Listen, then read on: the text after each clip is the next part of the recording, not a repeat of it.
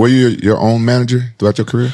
Part of it, but I had a manager during that time. But I was his only MMA guy. He kind of came from the a lot of baseball, football guys that he managed. Talk about Pride. You remember they used to give us cash money? Oh yeah. Oh man, I missed that. You guys both light up.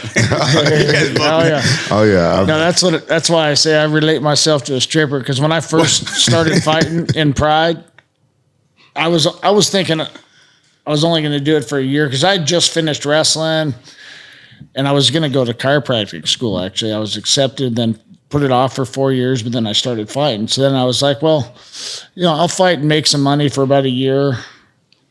And that was when I first got to Pride.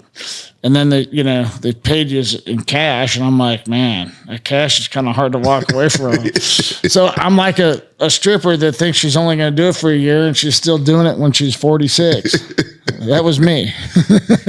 It's like the cash thing. Like you go overseas, you beat someone up, you get a bag full of cash, you come back home. Like it must have been an insane feeling. Yeah, man. It's but back then those guys, they was making a grip. Pride was ripping me off. I didn't find out I was getting ripped off until I started hanging around Heath Herring. He told me, like, he asked me, we couldn't tell each other how much we got paid in our contracts. We wasn't supposed to talk about our money. And Heath Herring asked me, he said, yo, how much money you getting paid? I'm like, man, I can't tell you that. He said, come on, man, tell me.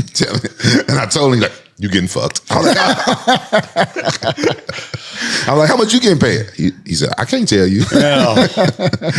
Was it hard doing like the negotiations with UFC to get what you wanted? Because you were such a legendary name. I'm surprised they would want to let you go back then. They just have their thoughts on certain things and don't think people are worth what they think they are, which happens a lot too. But it was when I was my contract ended when I knocked out Bisbing. So that was the last fight on my contract, and so it was a good timing for me to have to negotiate, and they said no. And, wow. I said, okay. Yeah. I mean, I was asking them for the amount I was asking them for was combined with possible pay-per-views, which is a question mark on how much you'd make on that, and it was an estimate of so much per fight I would get. And I went to Strikeforce, and they just gave me, win or lose, that amount. Wow. No matter what. So I was like, it's a done deal. Yeah. I think the fans and people don't understand, our first fight is with the promoter.